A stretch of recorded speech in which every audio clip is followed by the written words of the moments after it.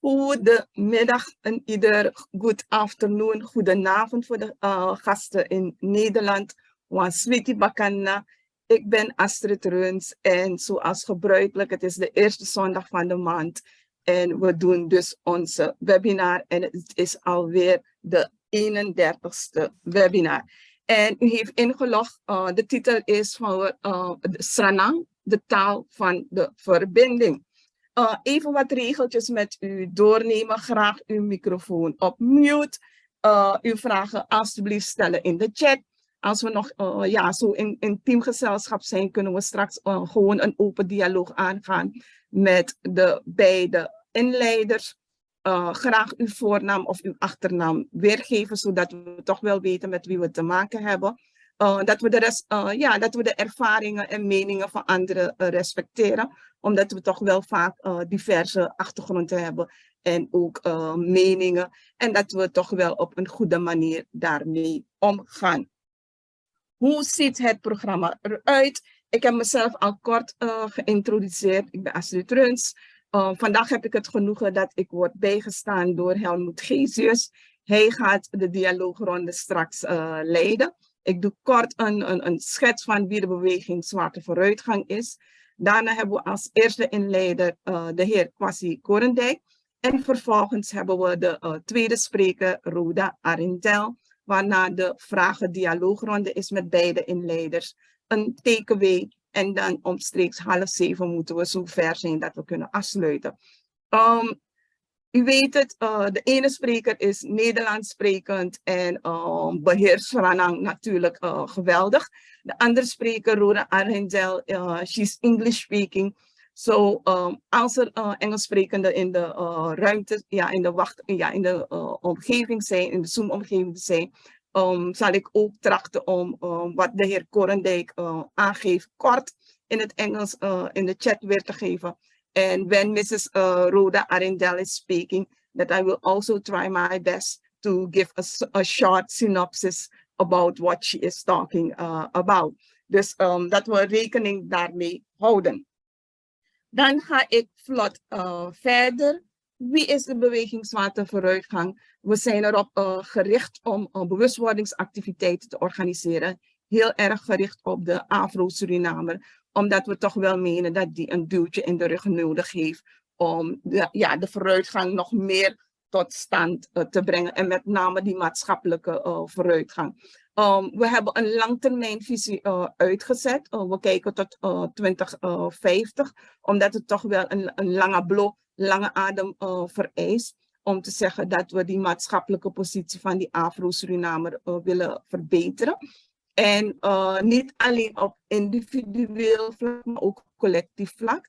En wat we daarbij nodig hebben is natuurlijk dat stukje zelfkennis, zelfreflectie, maar ook zelfliefde. Naast natuurlijk al die andere maatschappelijke tools, kennis, wetenschap. En het gaat er ook dus om dat we het niet alleen maar gericht is op de maatschappelijke positie in Suriname, maar ook in het Caribisch gebied en globally Nederland, Europa, Afrika of andere werelddelen waar Afro-Surinamers zich bevinden. Wij maken gebruik van een bepaald denkkader en dat is het decoloniaal intersectioneel denken. En wat bedoelen we specifiek daarmee? Dat we vanuit een kritisch historisch perspectief kijken van wat hebben we geërfd vanuit die koloniale structuren die heel erg op een raciale denkkader gericht was en ook vorm heeft gegeven aan hoe gender, seksualiteit, klasse, maar ook kleur in onze gemeenschap tot stand is gekomen. En dat we het altijd kritisch blijven bevragen in wat voor context of als er nog kunst, wetenschap, maatschappelijke organisaties, geschiedenis is, dat we het altijd kritisch blijven bevragen. Daarbij gaan we ook ervan uit van we zijn niet uit de lucht komen vallen. We hebben kennis meegenomen, we hebben taal meegenomen, we hebben een schat aan ervaringen meegenomen vanuit Afrika. Die zijn we hier zelf verder gaan ontwikkelen, ook in samenspraak met onze inheemse broeders en zusters. En dat we dus ook actief betrekken bij hoe we ons verder willen gaan ontwikkelen naar de toekomst toe. En wat nog belangrijker is, dat we niet alleen vanuit een perspectief van bovenaf kijken, maar dat we ook kijken van wat komt vanuit de gemeenschap zelf, vanuit de buurten, vanuit de groepen zelf over hoe ze hun eigen ontwikkeling zien en ter discussie stellen. Wat zijn onze doelen? De doelen zijn er met name opgericht om die marginalisering weg te werken. Dus niet alleen het identificeren, maar meer nog het wegwerken van die marginalisering. Wij trachten heel erg om dat te doen middels bewustwordingsactiviteiten. Het komen tot een programma of projecten gericht op de erkenning en ook die sociale rechtvaardigheid en sociaal-economische empowerment van de groep.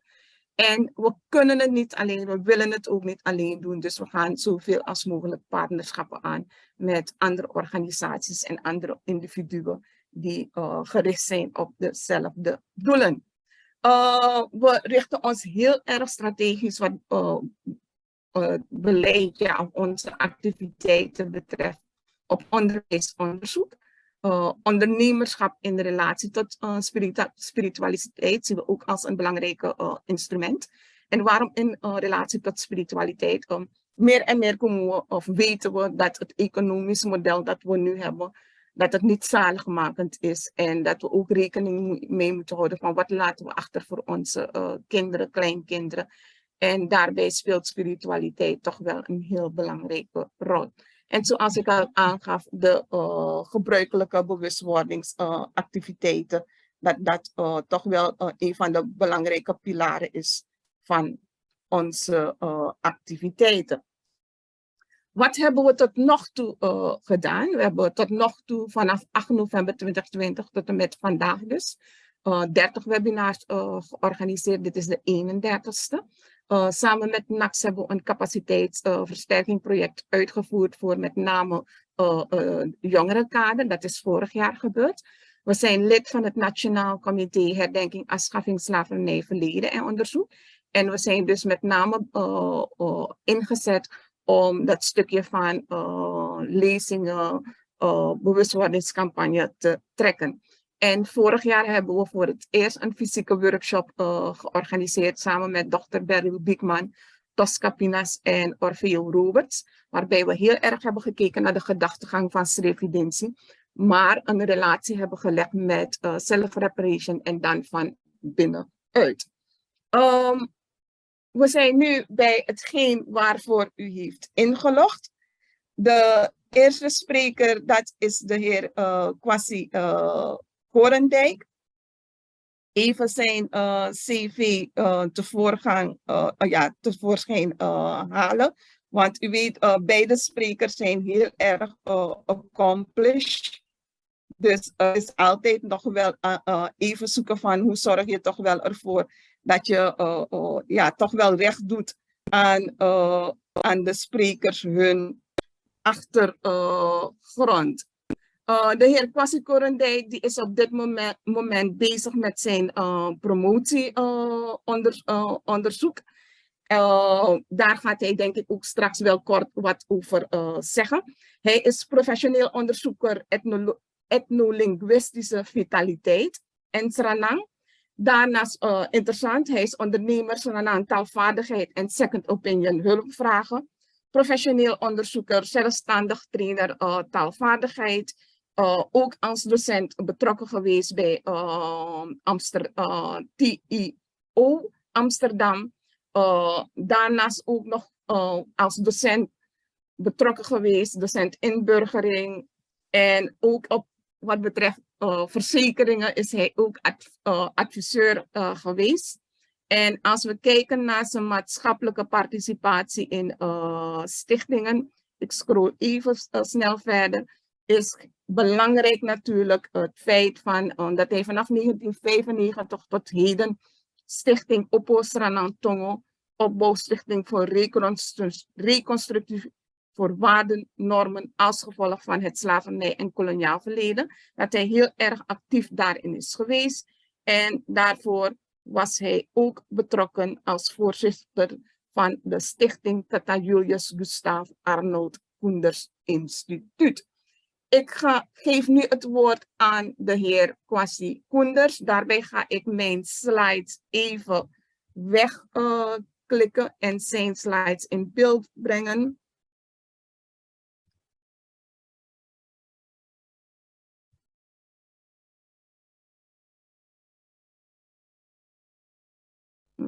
Even.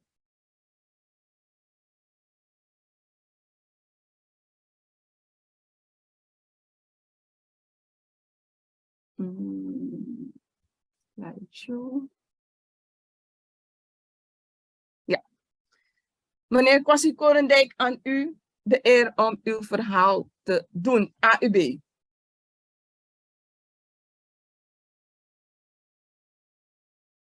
U bent nog op mute hoor, meneer Koorndijk. Ja, ik zei goedenavond en good evening, colleague Arrindell. Hè? Wat was het weer? Sisa Arrindell, hè? Ja, Rhoda Arrindell. Rhoda Arrindell, ja. Good evening. Good evening. Ja. Nou, je zei het al in je inleiding, PhD, onderzoek etnolinguïstische vitaliteit van het Sranan. Dat is dus hoe je dit onderwerp in de literatuur aantreft. Maar ik hou het eenvoudiger voor het publiek. Ik zeg een taal en taalgedrag. En dan zet ik dus een gedrag, het eerste deel van taalgedrag tussen twee haakjes. Ja, dus dat het gaat om taalgebruik in eerste instantie en ook om een gedrag in algemene zin. Dus wat niets te maken hoeft te hebben met taal. En daarnaast ook gewoon taalgedrag. Hè? Dus bijvoorbeeld, je spreekt iemand aan in het Sranan en die antwoordt bijvoorbeeld in het Nederlands, bijvoorbeeld. Snap je? Dus dat is een vorm van taalgedrag. Oké, ik ben mijn motivatie om het onderzoek te doen. Ik kon kiezen tussen verschillende onderwerpen binnen geesteswetenschappen, waarbij je dus bijvoorbeeld als eenheid kan nemen teksten, kranten of zo, artikelen. En daar heb je dus geen mensen nodig, individuen nodig. Ja, maar ik heb het mezelf een beetje moeilijker gemaakt door te kiezen voor dit soort onderzoek, waarbij je afhankelijk bent van die doelgroep zelf. Omdat ik dus de kern eigenlijk van die Afro-problematiek wilde raken. En dat is natuurlijk moeilijker, want dan ben je dus echt afhankelijk van die doelgroep. Ik heb een uitnodiging gehad van de UvA. Ik heb dus een aantal dingen geschreven, essays en zo. En men vond het nodig om me uit te nodigen. In dit geval professor Michiel van Kempen. Ik ben dus op die uitnodiging ingegaan. We hebben dus gesproken. Ik kon dus kiezen uit een aantal onderwerpen. En we zijn van start gegaan met taal en identiteit. En al gauw bleek dat je dus niet om dus die etnolinguïstische vitaliteitstheorie heen kon. Die was dus zodanig breed en die gaf dus mij de gelegenheid om eigenlijk mijn ei kwijt te kunnen. Dus om dus die Afro-problematiek eigenlijk beter te kunnen duiden. Dus daarom heb ik daarvoor gekozen. En wat me dus nog meer motiveerde, zijn dus de problematieken die ik ben tegengekomen in de jaren 95. Ik zat in een begeleidingscommissie van Kwaku onder leiding van professor Humphrey Lamuur. En het ging om of Surinamers wel geïntegreerd waren in Nederland. En het antwoord was nee, het gaat niet goed met ons. Dus dat wordt bedoeld met die integratie. En toen werd ik dus gevraagd om het gebied onderwijs in kaart te brengen. Dus dat zou dus een voorcheck zijn. En dat zou dus overlopen in een breed onderzoek. Er waren dus hierbij in die commissie, begeleidingscommissie, waren er ook andere onderwerpen, medische situatie, tienermoederschap, ondernemerschap. Ja. En ik was gevraagd om onderwijs in kaart te brengen. En toen kwam ik dus heel veel problemen tegen, zoals tegenvallende leerprestaties, ook ondernemersprestaties, psychologische, sociaal-psychologische problematieken en vooral criminaliteit, weet je wel, jeugdcriminaliteit en zo, bendevorming. Dus, en ik zag eigenlijk door dus die literatuur heen, dat die gezinnen eigenlijk kapot zijn. Dus dat die hele gemeenschap, die Afro-Surinaamse gemeenschap eigenlijk kapot was. Dus ik kwam op vergelijkingen van Afro's met Hindustanen. Ja. Hoe doen ze het op bijvoorbeeld op deze gebieden, hè? Leerprestaties en zo. En ik kwam dus tot de conclusie dat die maatschappij eigenlijk totaal kapot is. Dat eigenlijk niets functioneert en dat als gevolg daarvan ook het moeilijk is om leiderschap eigenlijk uit deze situatie te halen. Weet je wel, het mislukt gewoon. Dus dat was voor mij een reden te meer om dit onderzoek aan te gaan. Om die problematiek eigenlijk front en center te brengen. Niet alleen van de Afro-Surinamers om wie het gaat, maar om de samenleving als geheel hier in Nederland en ook in Suriname en natuurlijk overal waar we zijn. Dat is het in het kort. Wat betreft het PhD-onderzoek. Astrid, ben je er nog? Ja. Oh, ik ben aan slide 2. Oh ja. En die etnolinguïstische vitaliteitstheorie, dat ziet er dus zo uit. En vooral dus de mensen, ik heb in de afgelopen tijd heel wat vragen gehad over de breedte van het onderzoek. Kijk, dit is die theorie. En als je kijkt in dat model, zie je aan de link helemaal bovenaan ethnolinguistic vitality. En dat is dus dan onderverdeeld in een objectieve kant en een subjectieve kant. Die voorafgaand aan dat zijn dus in feite 2 metingen, op objectief niveau en op subjectief niveau, dat je dus metingen doet. En daarvoor heb je dus zeg maar een literatuuroverzicht. Nou, dat heb ik allemaal voor het voetlicht gebracht. En dan moet je dus zo denken aan wat is er allemaal geschreven, wat is er allemaal bekend op dit onderwerp.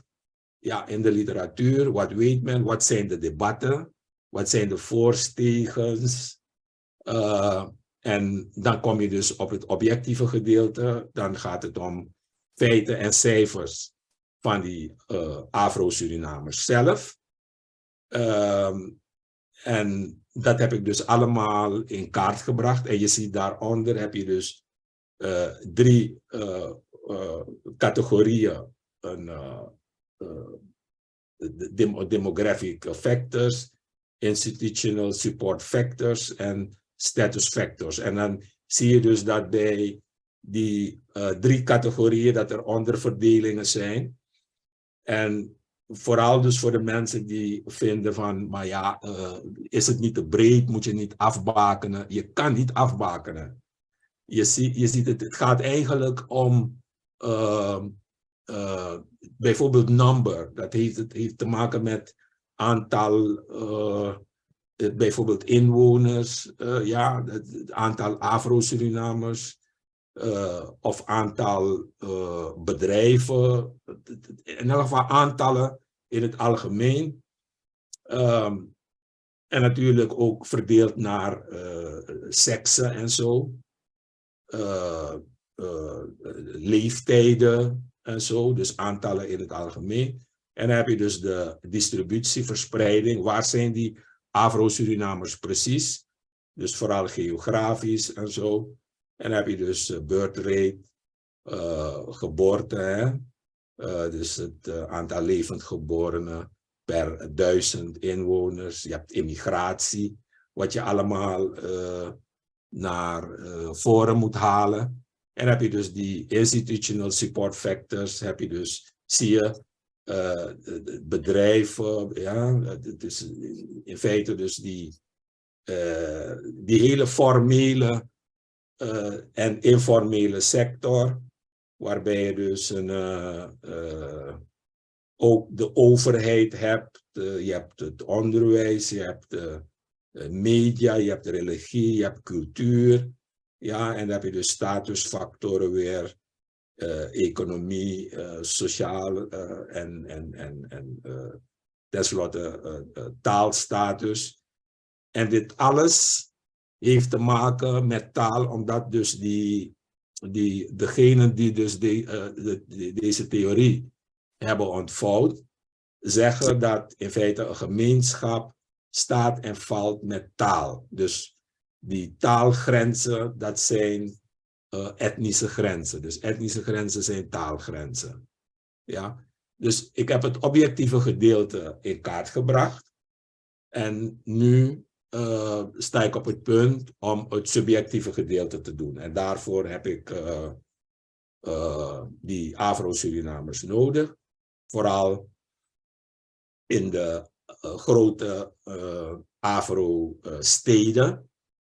Utrecht, Amsterdam, Rotterdam, Almere, Haarlem, Tilburg. Daar heb je dus een grote concentratie Afro-Surinamers met een binnenlandse afstamming. En wanneer we dus praten over Afro-Surinamers, dan gaat het echt om degenen die te maken hebben met slavenschepen. En dat zijn dus ook de mensen met een binnenlandse afstamming. En om in één teug te noemen, de mensen van het platteland, ja, de plantages zoals we die kennen, en de mensen van de stad. En dat is dus een hele diverse groep. En vandaar dus dat ik ook dus de mensen oproep om deel te nemen, omdat in de slavernijperiode het niet gebruikelijk was om de tot slaafgemaakte te vragen hoe ze zich voelden. Dus in de geschiedenis hoor je, heb je ook geen beeld van hoe zij die slavernij hebben ervaren. En vandaar dat het dus nu mogelijk moet zijn om onze kans te pakken en van ons te laten horen wat onze meningen, voorkeuren zijn. Ja, dat kun je dus allemaal uitspreken in dit onderzoek. Dus het is, wat betreft die subjectieve kant, is het dus een perceptie. Dus de feiten en cijfers kunnen dingen beweren, ja, maar wat vindt die doelgroep zelf om wie het gaat? Wat is hun mening? Wat zijn hun ervaringen zelf met verschillende onderwerpen? Ja, dus het heeft te maken met cultuur, met taal, met taalgedrag, met taalgebruik. Ja, keuzes. Etnische keuzes heel vaak ook. Ja, en in feite is het gewoon gemeenschapsvitaliteit. Maar goed, dan is er misschien een andere sheet waar ik op in kan gaan. Ja, een andere motivatie is dus dat ik merk dat na Wooding, ik dacht 1972 of 73, dat er niet meer zo'n werk geweest is. In elk geval beperkt Wooding zich tot de para. Maar ik heb dus nooit meer van een proefschrift gehoord met betrekking tot bijvoorbeeld de andere districten. Weet je? En ja, wetenschappelijk onderzoek naar genezingspraktijken. We raadplegen allemaal, of heel veel van ons raadplegen wel eens een traditionele geneesheer, de bonumang en zo. Ja, we gebruiken bijvoorbeeld medicijnen, snap je, die niet door de reguliere huisartsen zijn voorgeschreven. Maar wat is onze belevingswijze daarbij? Wat zijn de klanttevredenheidsonderzoeken? Weet je, van wat we maken gebruik van die traditionele geneeswijzen. Maar waar zijn die klanttevredenheidsonderzoeken? Weet je, proefschriften die gericht zijn op beleving en draagvlak. En vooral ook in de overige districten, behalve Paramaribo en zo. Weet je, dus ik zie heel wat dingen verschijnen, maar ik zie geen echt dingen die via een wetenschappelijke methode leiden tot bijvoorbeeld een theorievorming. Weet je, bijvoorbeeld we dromen allemaal. Maar waar is onze droomtheorie? Snap je? Dromen spelen zo'n cruciale rol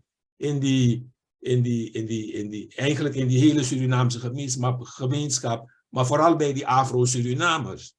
En tot nu toe geen droomtheorie ontvouwd. Weet je, kijk maar naar het Sranan zelf. Taalbeheersing over generaties, leeftijden, woonplaatsen. Waar zijn die onderzoeken?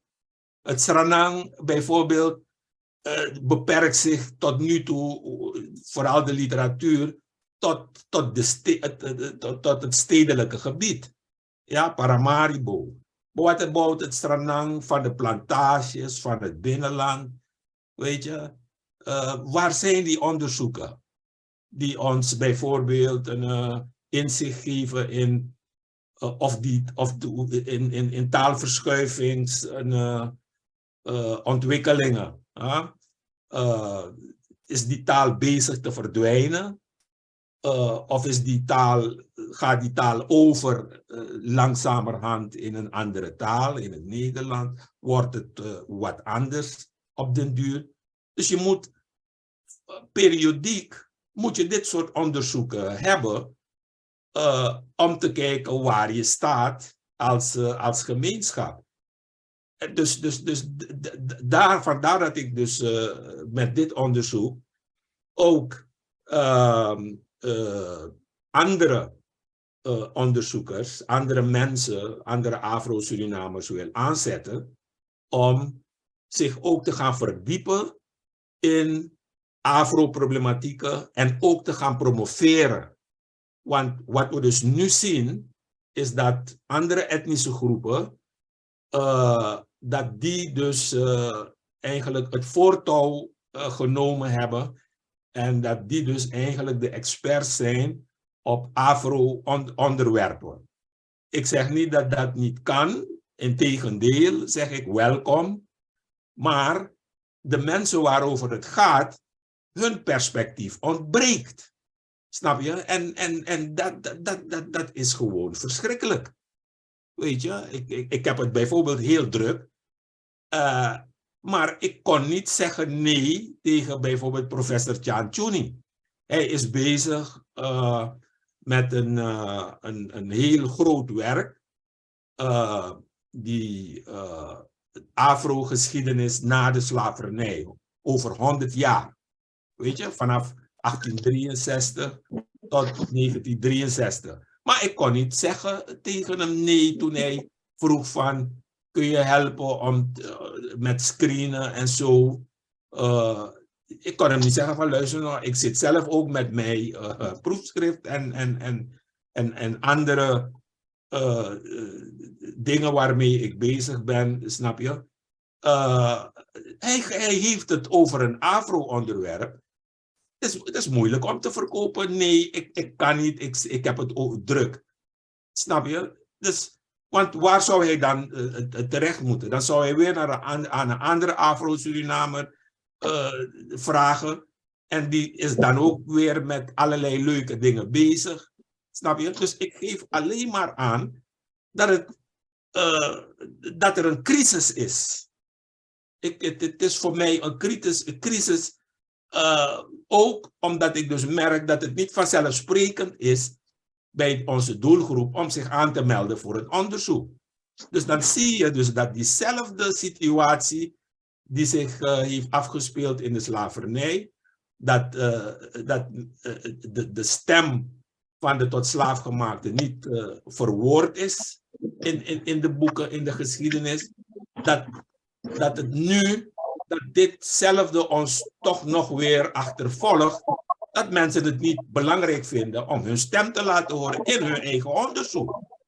Snap je? Dus vandaar dat ik dus de mensen, de Afro-Surinamers, snap je, ook oproep om ook te gaan promoveren en zich te gaan richten op die Afro-onderwerpen. Want we hebben dus de perspectieven van buiten al, van derden. Dat is mooi, dat is goed. Je hebt heel wat Hindoestaanse onderzoekers die zich bemoeien dus met die Afro-problematiek. Dat is welkom. Maar ze vragen ook van, waar zijn die Afro-onderzoekers zelf? Ze zijn niet te vinden. Snap je?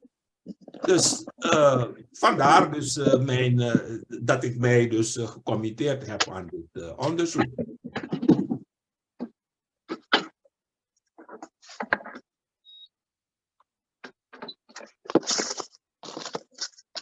Kan ik een andere zien? Ja.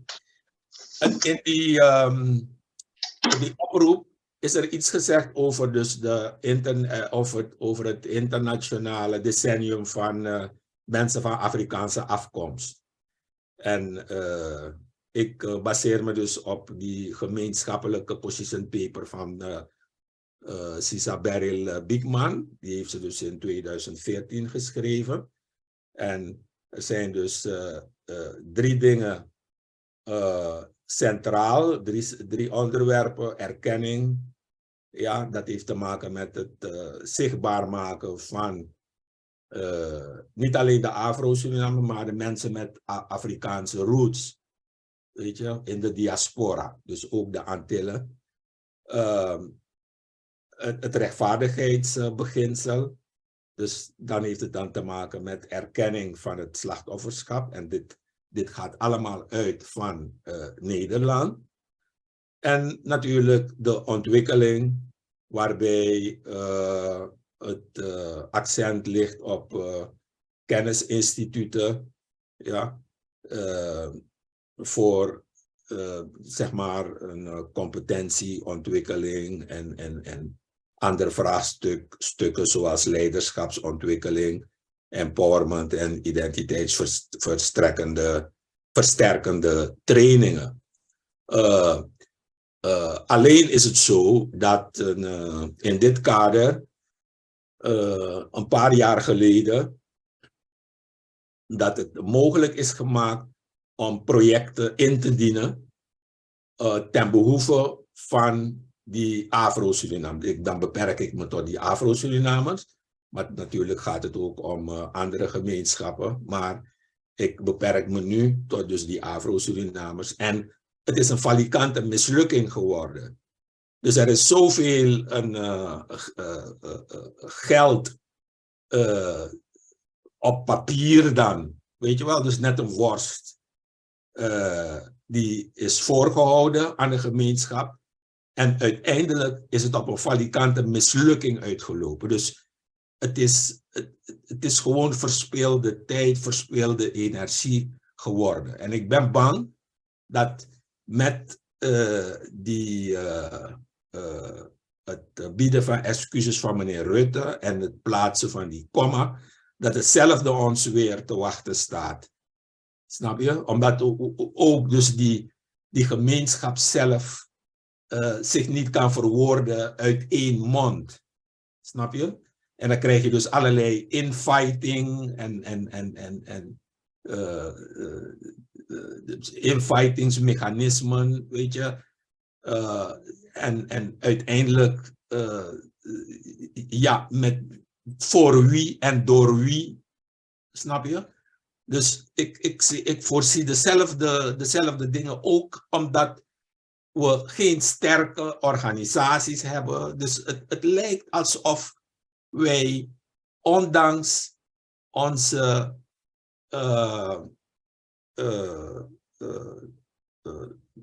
het contact met dus die westerse samenleving, wij zijn de eerste etnische groep in Suriname geweest. Wij zijn in feite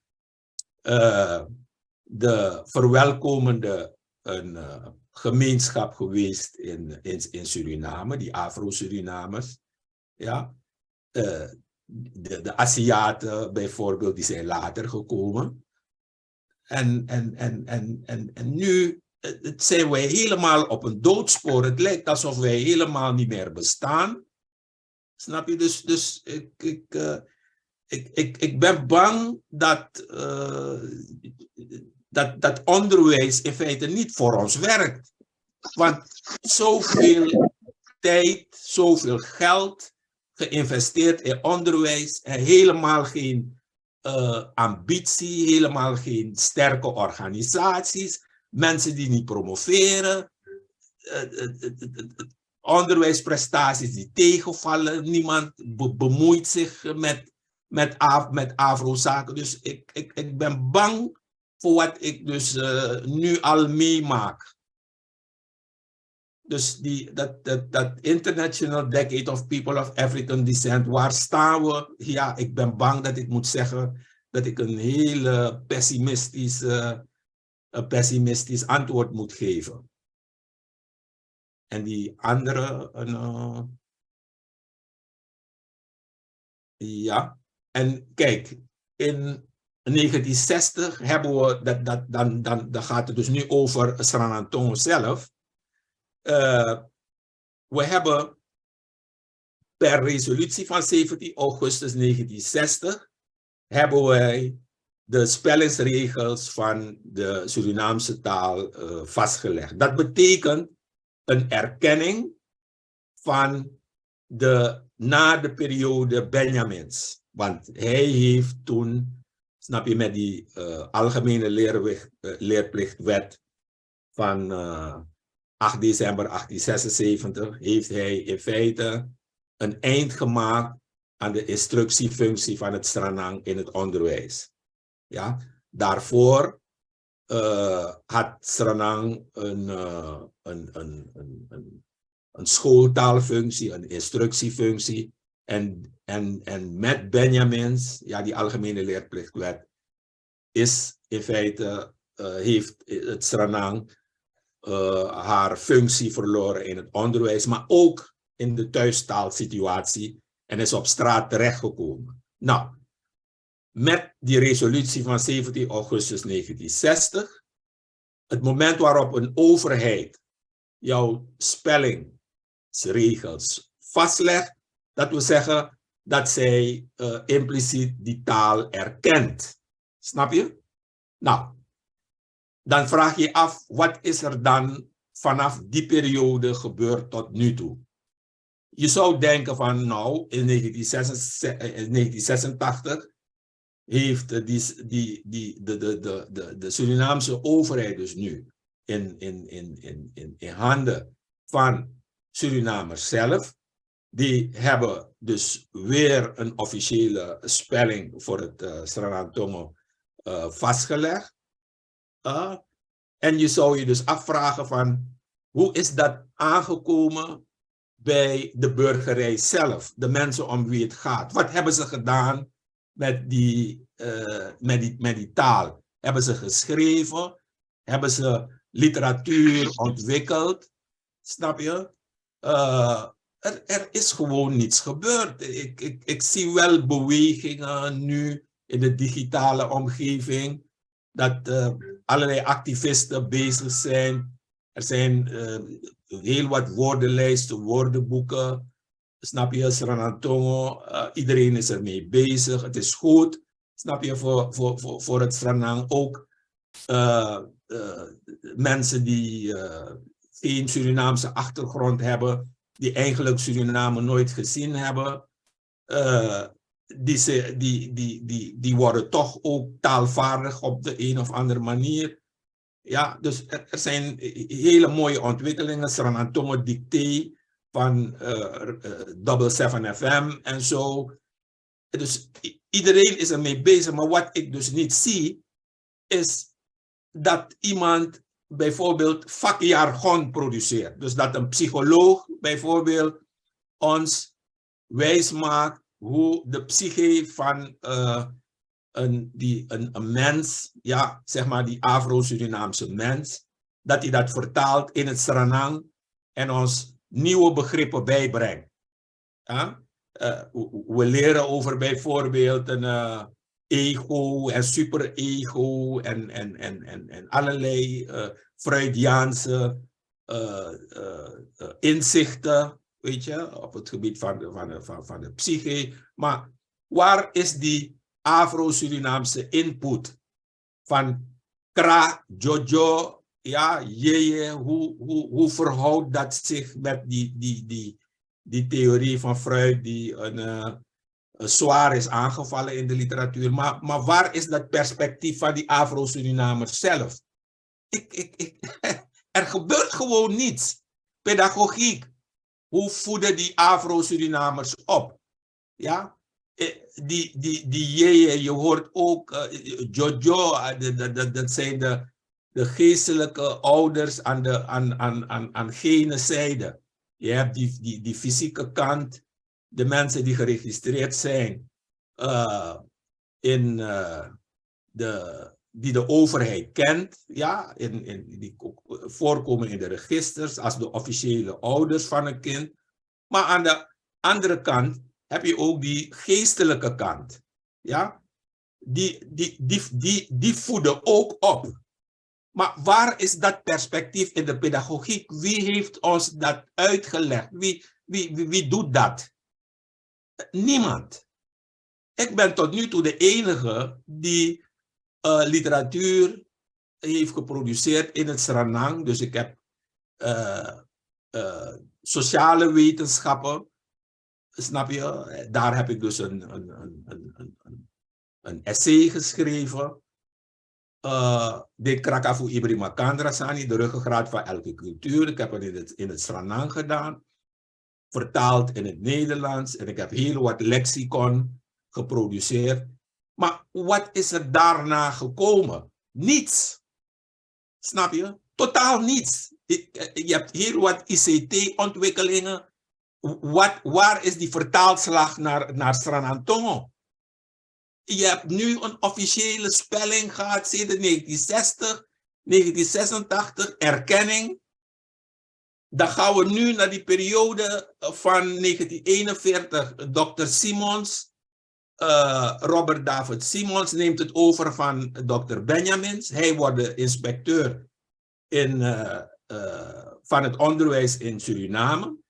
En hij schrijft dus daar het boek Het Negerengel Spraakkunst en Taal Eigen. En dit boek is in feite was het initiatief van gouverneur Kielstra. Ja? Dus gouverneur Kielstra heeft dit opgeworpen. En Simons heeft er direct gebruik van gemaakt. En heeft toen een keurig, ik heb dat werk hier. Snap je? Het heeft het keurig. Ik schrok eigenlijk van die kenmerken die hij noemde van het Sranan. Want ik wist niet dat zijn werk bestond. Dus ik ben los van wat hij dus hier geschreven heeft. kwam ik dus zelf ook tot diezelfde bevindingen en zo. En dus toen ik het vergeleek, zei ik van, maar jee, die man heeft gelijk. Snap je? Ik herkende me in het werk. Dus hij als de overheid heeft weer nu niet alleen de spelling, maar ook de grammatica. Ja, heeft hij dat, daar is erkenning nu uit voorgekomen. Sterker nog, hij was eigenlijk een liefhebber. Hij was in feite de tegenpool van Dr. Benjamins. Snap je? Hij had een voorliefde voor het Sranan. Weet je, toen Neger-Engels genoemd. In zijn werk kom je dus tegen, iedereen kan dat googlen. Je kan gewoon googlen op wetboek van koophandel Suriname, artikel 105. En daar staat dat een door de reden vastgesteld reglement betreffende dienst aan boord is voor de schepeling verbinden mits in de Nederlandse taal en in het Neger-Engels gesteld exemplaar daarvan in een mede voor hem bestemd dagverblijf der schepelingen is en blijft opgehangen en behoorlijk leesbaar is en voor zover de inhoud niet in strijd is met de door hem aangaande arbeidsovereenkomst. Wat wil je nog meer? Dus zelfs in het wetboek van koophandel, ja, is er een plaats ingeruimd voor het Sranan. Snap je? Dit boekje van Simons was bedoeld voor ambtenaren. Daarvoor heeft hij dat boekje geschreven. Dus die ambtenaren waren allemaal wit. Maar het Sranan speelde zo'n grote rol. En de overheid vond dat ze dus die grammatica, ja, en ook de spelling, ja, dus dat ze dus die taal toegankelijk moesten maken voor de ambtenarij. En dan vraag ik mij nu af, wat hebben overheden, Surinaamse regeringen hiermee gedaan? Ze hebben dus hierop niet voortgeborduurd. Snap je? Ze hebben alles laten liggen. Dus ik vraag mij af of de slavernij wel is afgeschaft. De slavernij is booming. De slavernij voor die Afro-Suriname is totaal niet afgeschaft. Ze zijn nog steeds in die toestand van niets doen en slaafs navolgen van allerlei leuke dingen in de wereld. Mijn gemeenschap staat stil. Dus de overheid is ertoe overgegaan om jouw spelling en jouw grammatica te erkennen, aan te bieden aan de ambtenarij. In het wetboek van koophandel, ja, is dat opgenomen, ik dacht 1936. En waar zijn wij mee bezig? Wat hebben wij bijgedragen? Niets. Dus als iemand mij kan vertellen, want van ja, maar Kwasi, ja, je bent misschien een onheilsprofeet. Dit is bijgedragen, dit is nou van harte welkom dan. Maar ik zie niets. En misschien kunnen we dan naar het andere. Ja, dan hebben we dus zeg maar dat gedeelte afgesloten. Ja, dus dat ik ja, helaas een heel droevig beeld moet schetsen. En niet zozeer over dus die taal, want taal is een gereedschap. Snap je? Het hangt helemaal af van mensen die bezig zijn, die dat gereedschap hanteren. Het hangt echt af van die mensen. Snap je? Maar laten we het dus nu hebben over een hypothese, dat het Sranan Witmantongo is. Ja, want er wordt natuurlijk door die activisten, ja, je hebt mensen die materiaal maken en aanbieden, verkopen. Je hebt docenten natuurlijk. Ik wil niemand natuurlijk schofferen en zo, maar er wordt heel veel beweerd en zo. En uiteindelijk hoor je dus ook dat Sranan Witmantongo is. En nee, zo eenvoudig is het niet. Sranan is echt, je moet Sranan zien als de integratietaal. Het is precies als hier in Nederland. Als je hier wil gedijen, dan moet je bijvoorbeeld het Nederlands spreken. En behalve dus het Nederlands ook natuurlijk waarden en normen van hier kennen om hier te kunnen gedijen. Snap je? Die positie had het Sranan ook in Suriname. Dus voor alle buitenlanders, trouwens, ik heb hier die exercitie van David Simons, de toenmalig inspecteur van onderwijs. Toen waren er nog geen ministeries. Heb ik je dus daarmee vertrouwd gemaakt.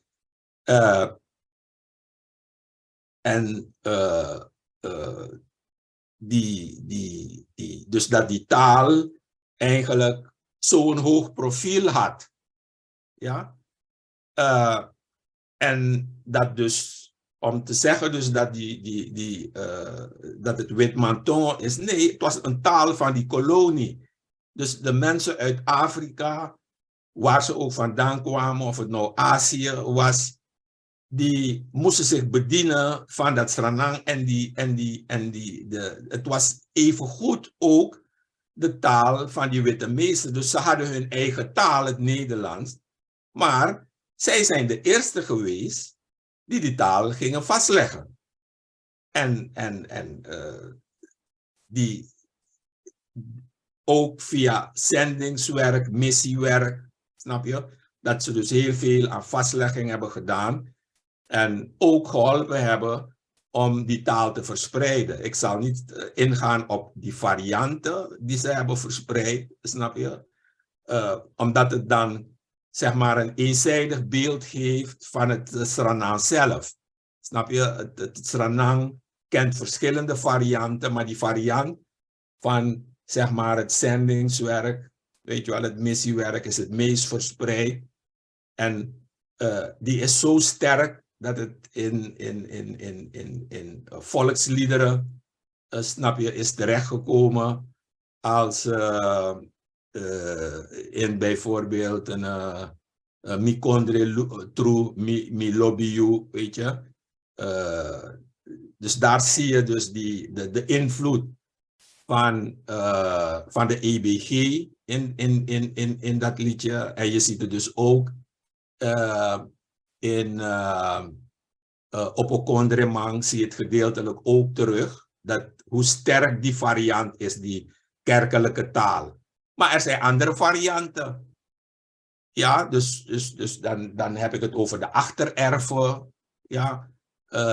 Je hebt het over de plantage. Je hebt het over het binnenland. En hoe meer je wegtrekt van de stad naar het binnenland, hoe zwarter die varianten worden en hoe ondoorzichtiger het wordt allemaal. Maar het is allemaal dus Sranan, snap je? Alleen is het zo dat we dus vertrouwd zijn geraakt met die stedelijke variant. En je had verschillende stedelijke varianten ook, snap je? En dan heb je dus bij het ontstaan van die talen, dat, zeg maar, die wetenschap, dat alles brengt onder verschillende noemers, zoals bijvoorbeeld die Europese invloed. En dan kijk je naar vooral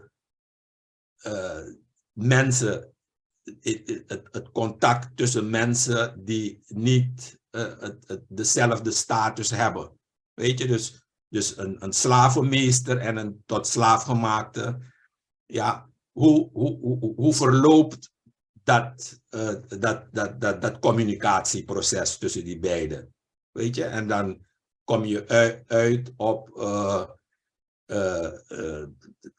dingen zoals baby talk, hypotheses en zo, waarbij die Europeaan een beetje vertraagd probeert te communiceren met die tot slaafgemaakte.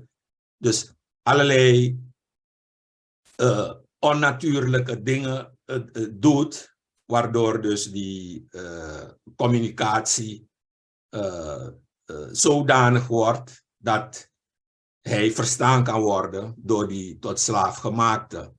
Weet je? En dus dat is dus zeg maar die Europese invloed. En natuurlijk ook dat lexicon, ja, dat lexicon uit dus die Europese talen die terecht is gekomen. Dus dan heb je het over woordenschat, hè. Ja, heel veel Nederlandse woorden, Engelse woorden en zo, die terecht zijn gekomen, zeg maar, in het Sranan. Maar niet in de laatste plaats die structuur van die taal zelf. Weet je, het heeft een Engels formaat, een Engelse structuur. En dat is dus begonnen met dus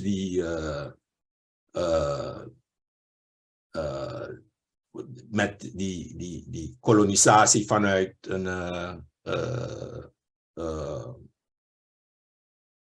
het Caribisch gebied, ja, Barbados. En dan heb je dus zeg maar die niet-Europese invloed, dat heeft te maken met Afrika, West-Afrika, maar ook met de inheemse, dus inheemse talen, bijvoorbeeld geografische plaatsen die het Sranan bepaald hebben, heel wat, de naam van dat land bijvoorbeeld, Suriname, weet je wel, heeft een inheemse achtergrond, ontlening, weet je, Suriname. En sommigen verwijzen ook naar een stam die bestaan zou hebben, Suriname, Paramaribo, de hoofdstad, ook Paramulumbo, weet je, Kuruni, al die geografische plaatsen, rivieren en zo, snap je, dat is allemaal inheems. Maar je hebt dus ook vanuit dus West-Afrika, dat je, hoewel je dus bijvoorbeeld woorden hebt uit het Engels, bijvoorbeeld dat je hebt dat wat we kennen, Roko, ja, dat het is dat het een Engelse oorsprong heeft, ja, van work, dat het daarvan komt, maar het gedrag weer van dat werkwoord, dat is echt Afrikaans, want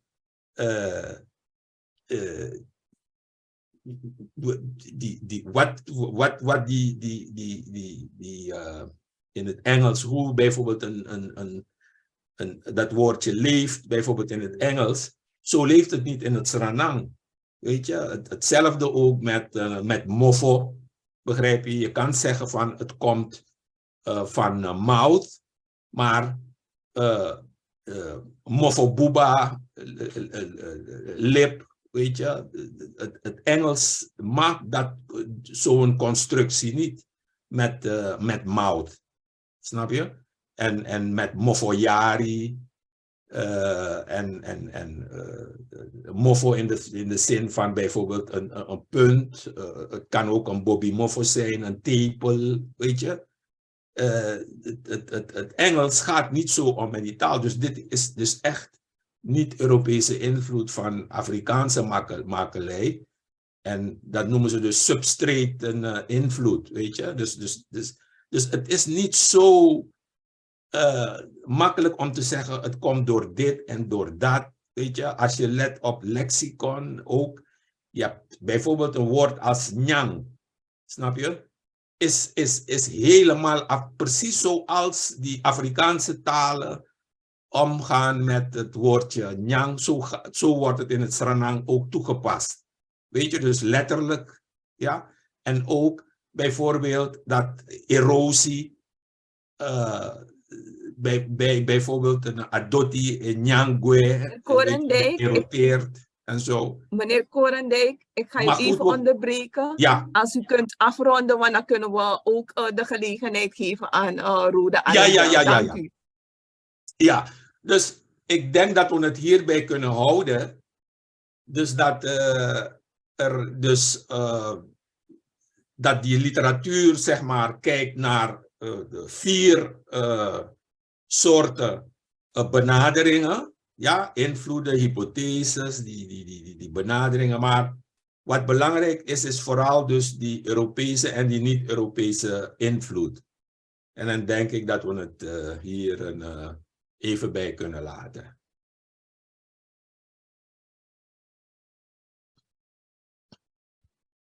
Dank u wel, meneer Koorndijk. Thank you very much.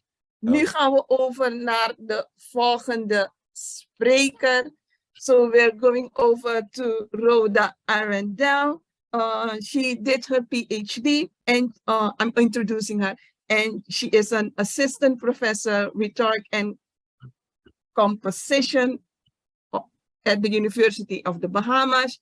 She was also active as a social development and safeguards officer for the government of St. Martin. She also coordinated a law program for the government of St. Martin. And in the period 2010 until 2012, she was the Minister of Education, Culture, Sports and Youth Affairs. And she also worked at the University of St. Martin, the Humanities Division Head. And you can also imagine there's a lot to tell about her, but due to the time frame, we are not going to do that. So Mrs. Rhoda Arrindell, you can take the floor. Thank you very much. Good day, good night, good whatever. To everyone, to your audience, and thanks for that lovely introduction. I'm shifting because the sun is coming into my room, so I'm trying to get the right backdrop. I hope it's not affecting you. First of all, let me commend my colleague for that awesome presentation, because I also had some questions coming into this and some concerns, and I think he alluded to some of them. And I will come back to them and I will say what they were. But he also answered a very important question for me that I had put in my presentation. And I also want to, I didn't send the slides because I didn't meet the deadline. And I don't know if I should still send them, but I have them here on my computer and I've just emailed it to you, Madam Moderator. So you will still have a copy of them, and I don't know how to get them from here to there. Okay, so I hope you can. Did you hear me? Yeah. Yes. No. No problem, Mrs. Okay. Arrindell. I have made you co-host, so you can share them. Or no? Okay. Then I will need some time to technologically illiterate. Okay. Don't worry. I know the basics. That is asking a lot at this moment, but I will do my best, and I will. You know, you have the slides, so you can always share it with your audience afterwards. And then, because I try to do share content and I couldn't figure out how to get it from my laptop to my iPad. So we'll figure that out. Okay, don't worry. I'm busy downloading the slides. So then I will share them with you. Awesome. Alrighty. Okay, so like I said, I wanted to thank Mr. Koorndijk for that beautiful presentation of a lot of things that I want to address as well. And so let me begin by saying, like he did, I wanted to frame our discussion this evening and put some things in place, right? And you can go to the following slide where I wanted to put in context that very important conversation that you used earlier. You can go to the next one, the International Decade for People of African Descent, because my colleague pointed out what I also thought are 3 very important things to discuss here: the recognition, the justice, and the development of, people of African descent. And so I'm gonna go straight to the next slide, which talks about the objective. Why did the United Nations come to this conversation about this international decade when there's so many other international decades. And if you read what it says at the UN, it says that the decade aims to celebrate the important contributions of people of African descent worldwide, advance social justice and inclusion policies. But for me, very important in this conversation is eradicate racism and intolerance, promote human rights, and assist in creating better, more prosperous communities in line with the Sustainable Development Goals. And so for me, the conversation with regard to Sranan and the Afro languages, this is part of the part that sticks out. And so I wanted to address that and frame that in our discussion. And then we go into the real discussion with the questions, right? So just to set it up, the next slide, I brought this in the next slide in terms, I use this deliberately so that you can look for your audience really, how we're going to talk about this conversation about spelling. And I think Mr. Koorndijk did an excellent job in presenting the history, because I had a question, what's up with Sranan? Where is it? Where is it in officialdom? And what's happening with it? And so, what is a language? And I chose to use two spellings here, what we would call the IPA, or it's a version of the International Phonetic Alphabet, but also an opportunity to have discussions here about spelling, right? So what is a language? And there's no, we are at the place, I believe, in the development of Sranan to not anymore have any disputes about whether or not Sranan is a language, right? Because when I was a child, when I was growing up here in St. Martin, that was a conversation. That was a conversation with regard to Sranan, with regard to Papiamento, with regard to a number of Caribbean languages. Oh, it's not a real language. It's a dialect. It's not a dialect. It's something broken. It's a whatever. And so I think just looking and hearing at what's happening and the studies that we've done in Caribbean languages, often referred to as Creole languages, and I'm going to get back to that as well.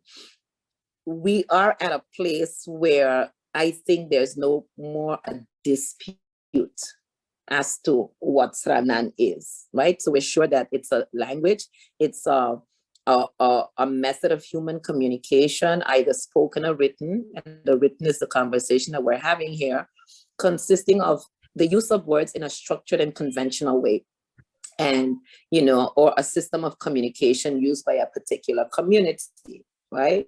So when we speak of language, I think that has been laid to rest where Sranan is concerned.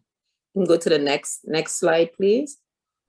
So, and I juxtapose that with dialect, because here, especially in the English versions of these languages in the Caribbean, the English varieties, we tend to have discussions about whether they are dialect of a particular language. So the language that I speak, the Martin English, which from my own work, I have concluded is a dialect of English, period. However, there's this conversation about Creole-ness of the language, and we will get into that in a bit.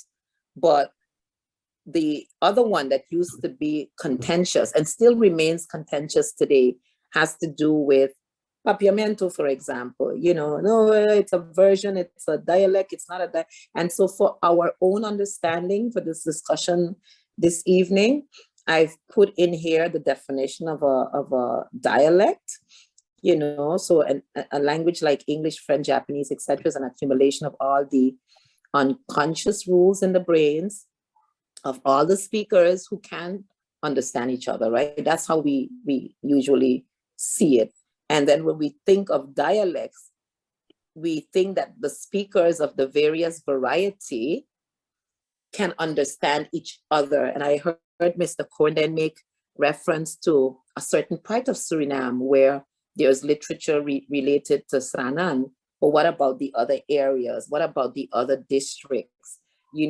are there dialectal differences within the Sranan language that you can allude to and say, well, that person is from this area and that person is, we can do that in St. Martin with our version of English, of a variety.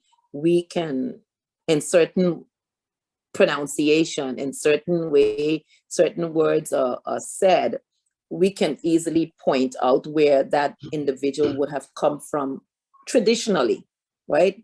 And like in Sranan, there are certain things that are disappearing, but in principle, there are regional varieties. They may have the same structure, not even the same structure, but there are certainly differences that as a member of the community, you can say, well, this person is originally from this area. So we have that. Where Afro languages are concerned, you can go to the next slide. Where Afro languages are concerned, now I must say, when I got the invitation and when I actually read the details, I was like, Afro languages, what a peculiar term. And I have an idea what it means, because when you translate from Dutch to English, it means something quite interesting, as opposed to from English proper, or when you look at it, it's like Afro languages. Okay, maybe languages of the African diaspora. And what does that mean? Does it mean only varieties of the language that comes from the African continent originally? Or are we making reference to languages that were created during contact between Europeans and Africans? Or are we referring to a combination of both? And yeah, so I've set it up for myself. Due to contact between Europeans and Africans, a number of languages have come into existence in the African diaspora. And I'm seeing that as, whether it's Nigerian Pidgin or it's, Jamaican Patois, Sranan, Saramakan, whatever, I'm putting them all in the same boat, right? They're part of the diaspora. According to Mervyn Allain, the Caribbean linguist, who I recommend every linguist should read. I recommend, whether you're a Caribbean scholar or not, but especially if you're a Caribbean scholar, I recommend reading Mervyn Allain very closely. The contact was mainly bilingual and multilingual between Europeans and West Africans, and then specifically West Africans who belong to the Kwa and Mande subgroups of the Niger-Congo. And he has done some pretty interesting work and comparisons between looking at Saramakan, the spirit languages of Jamaica and Suriname, looking at Sranan and Jamaican Patois, and the whole range of languages that have had African influence of the African continent. The continent is vast, but he has looked specifically at the Niger-Congo area, and in particularly the language Kwa and Mande subgroups, and seen and made some comparisons between these languages in our region. And I'm one, like Dr. Allain and some of the more progressive linguists, and I thought that was interesting also what Mr. Koorndijk brought up in terms of the influences in Sranan. I am one that I have challenged this notion of Pidgin to Creole hypothesis, because in a lot of the spaces where, like St. Martin, where there are concrete evidence of early written forms of the language, where there's interaction between Europeans and Africans, there is no evidence of a Pidginization stage. And so, and in particular in St. Martin, I can speak for St. Martin. So yeah, there are some challenges to the popular or the dominant theories in these languages. And I think the point that Mr. Koorndijk made there just now is absolutely a position I subscribe to, that it will have to be up to Caribbean linguists or people from our region to tell our story. It is oftentimes told usually by Europeans, but a lot of it is coming from a perspective that is also steeped in racism and racist ideology that we often seem to neglect, I believe, in this conversation where the Dutch kingdom or the Dutch colonies exist. And having that dialogue with Africa is something that is going to take people of African descent to investigate and to bring to the forefront in terms of studying these languages. Next slide, connecting elements of Afro languages. Yeah, here I again, nyam, the key word that was used just now in the example by Mr. Koorndijk was awesome in terms of vocabulary, but there's so much more that we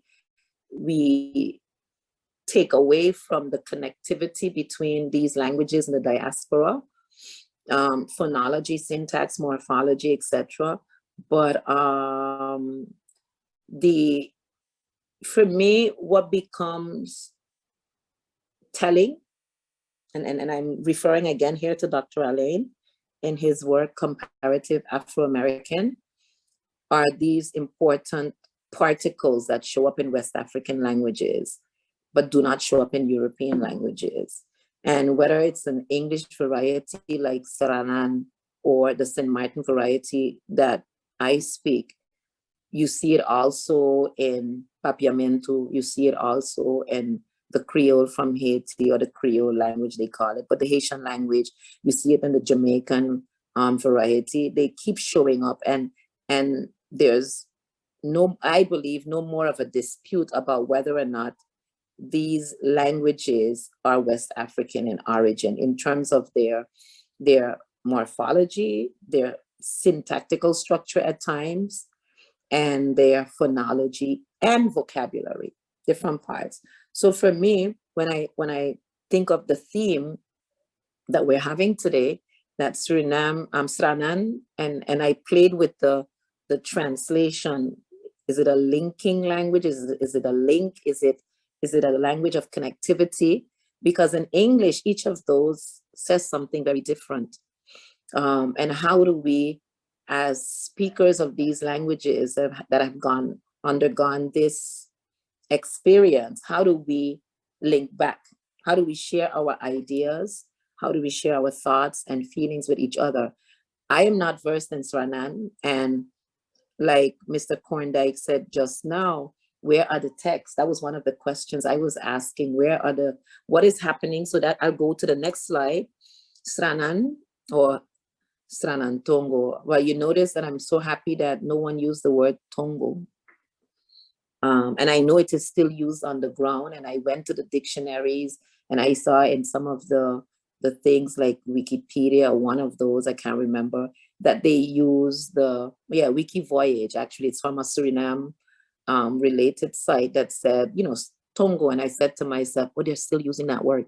And again, these are some of the things that will have to come into play depending on who's writing the story, who's telling the story, and from what perspective. I particularly do not use the word Tongo.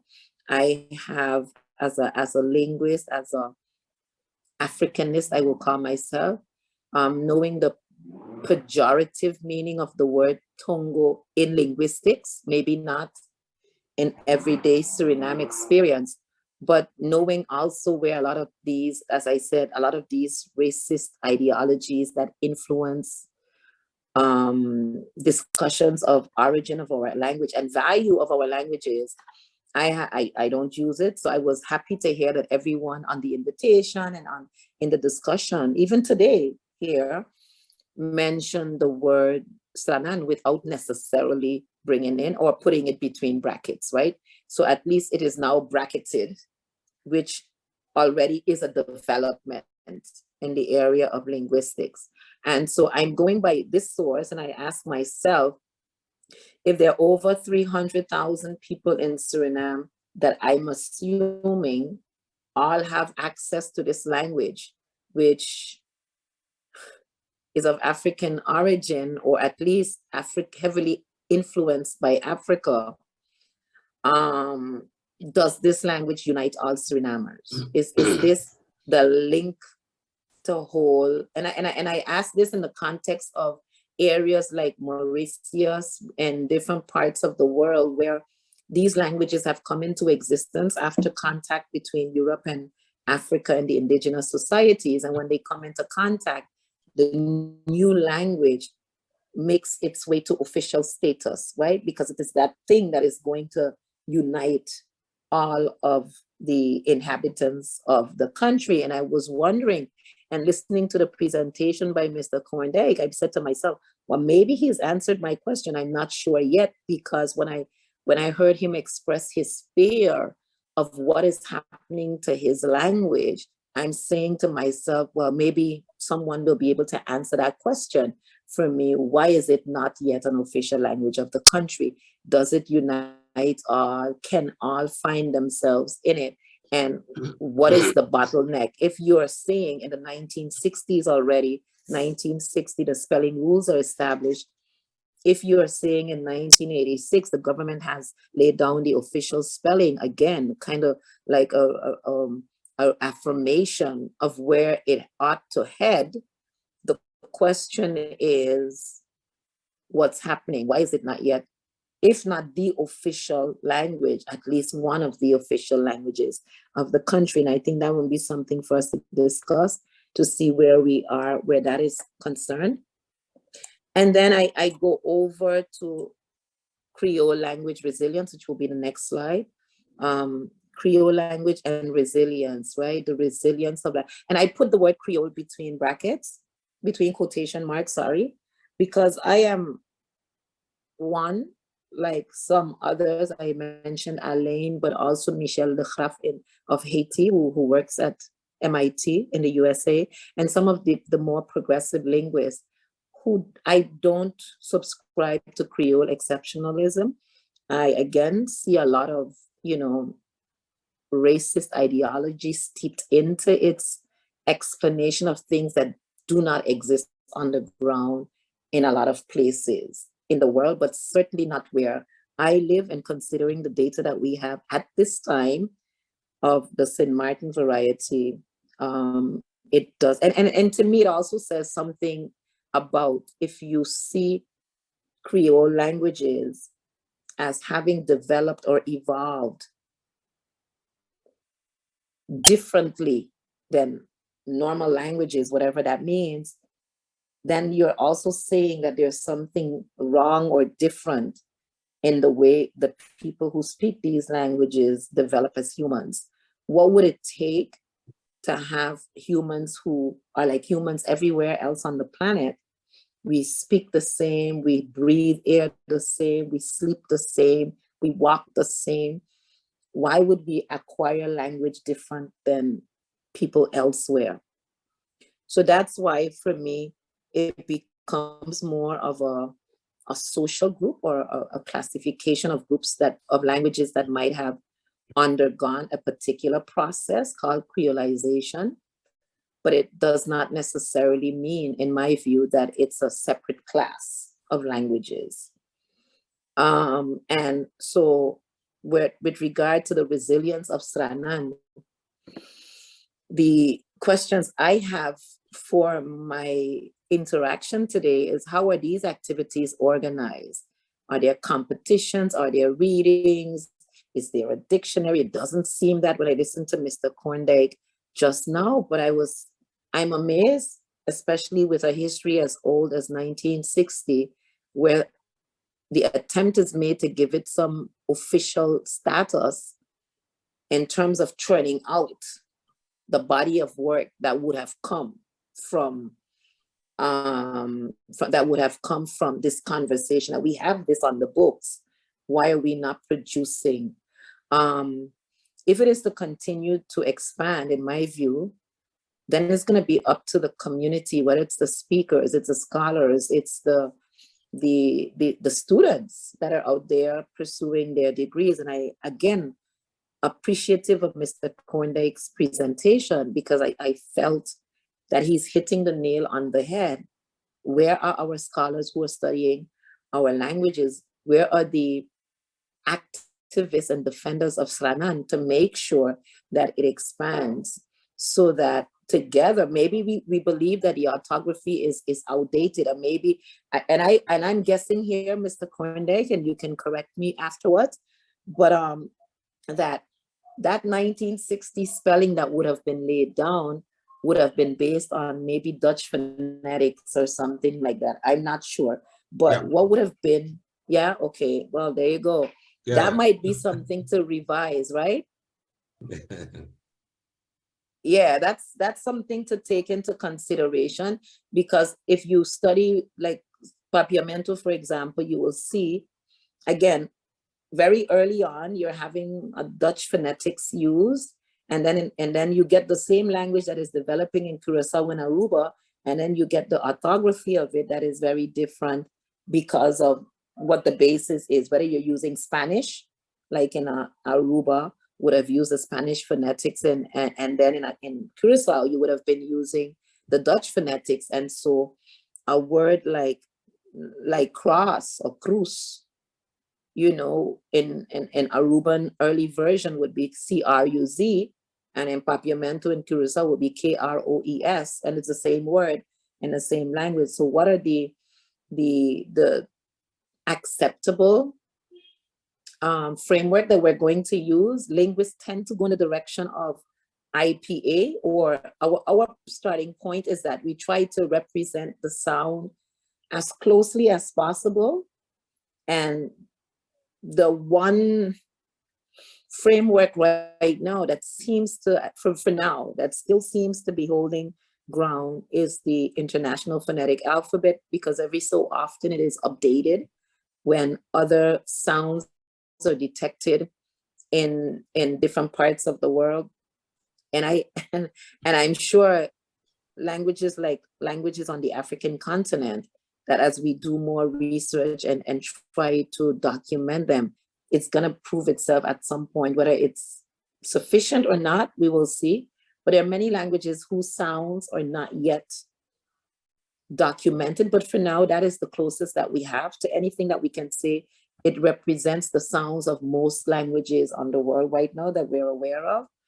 Others tend to turn to the community and use the symbols that, let's say, the community is already familiar with. And that might be something to consider for Sranan.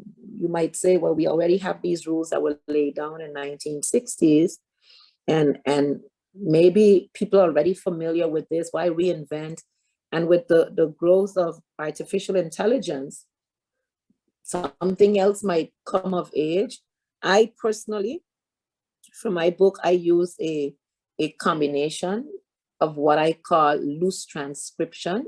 So for my oral sources, I try to represent the sound as closely as I believe the St. Martiner is producing it, but also using, where necessary, English-based orthography. And I play with it because I believe too that linguists, you know, we're artists to a certain extent, and that 1 minute I will spell, someone sends me and say, how do you spell this? And I would say, spell it the way you feel. Or I will say, you know, kunumunu, which is a St. Martin word. A kunumunu was like an idiot or a fool. K-U-N-U-N, you know, you can just do it like that, or you can go K-O-O-N-U-F, you know, and you can have fun, because why not? It's the same thing as with poetry.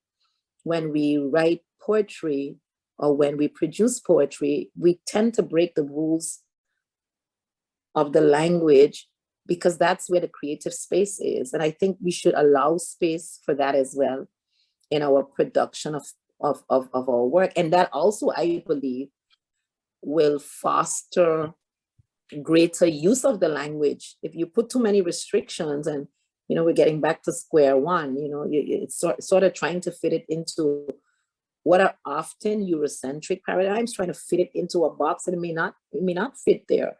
And so I tend to leave space for creativity, because I believe that is warranted. But to give your viewers, you could turn to the next slide, please. And I want to show you a little distinction of what I'm talking about. This slide now represents the International Phonetic Alphabet and all the different sounds. I don't know if you can make that bigger, but that's okay. I'll try to do my best and show you a comparison with the next slide. But here you have on here what is at this moment said to be all the various sounds of the different languages that we're aware of in the world, right? But a lot of these symbols will not be familiar to the average Joe, who is the person we're trying to encourage to use the language. And he or she may feel more familiar going with something that is more, in his realm of familiarity. So yeah, the basics, especially the consonants, they seem, the M, the P, the B, but when you get into things like the schwa or some of the others with diacritics, and you say, whoa, what does that look like? So if you were to go to the next slide, I want to show, and the next slide is for English, an example from English. And so there's a group that has created a phonetic chart, a phonemic. There's a little difference between phonetic and phonemics, but that's for another conversation. And just like you did in elementary school with students, you would have said A is for apple, B is for boat, and C. You can create a chart with some sounds that you feel exist in the language, and then teach it from something like this and say, well, we're going to use these for Sranan, and these will be the sounds that will be represented, and everyone will learn them, and you have a combination. And it doesn't have to be very complicated. It could be as simplified as something like this, right? It doesn't have to be very crazy, but I know that the challenges with IPA, for example, a lot of these symbols and sounds do not exist on okay, can I go to the next slide? Because I'm getting ready to conclude. This is my last slide. The challenge with IPA and some of the others is that you have 26 letters on a typewriter or a computer keyboard, a couple of numerals, a few punctuation marks. It doesn't fit. So you'd have to also think of how you're going to use the technology, and in the case of linguistics, you can buy the app, you can download it, or maybe this might be an opportunity for a Surinamese child to invent the app that will create, make it easier for kids to spell in Sranan, because there are apps for just about everything these days. And it's going to be the young people that are going to be the ones leading this. In phonics instruction, children study the shapes of sounds, right? Alphabet and letters. So this ought to help something like this with spelling and make it a lot easier. What are some of the drawbacks? It fills with non-phonetic words. So you have some words that don't have a phonetic sound, and it might not be for every language, they say for reading, it may fail to promote comprehension. Now, I don't know the Sranan language to say, if I could speak to whether or not what exists in the language, but I think that this would be something to be taken into consideration in terms of helping it. So I'm going back to where we started. We said that the whole idea of the decade of the International Decade for the Recognition of People of African Descent, we want to recognize the contributions, but for me, we're doing fairly okay there. But the development, the advancement, and that question that Mr. Koorndijk raised was exactly one of the questions. What is happening to the Afro population in a place like Suriname that would warrant the existence of a group called Beweging Zwarte Vooruitgang?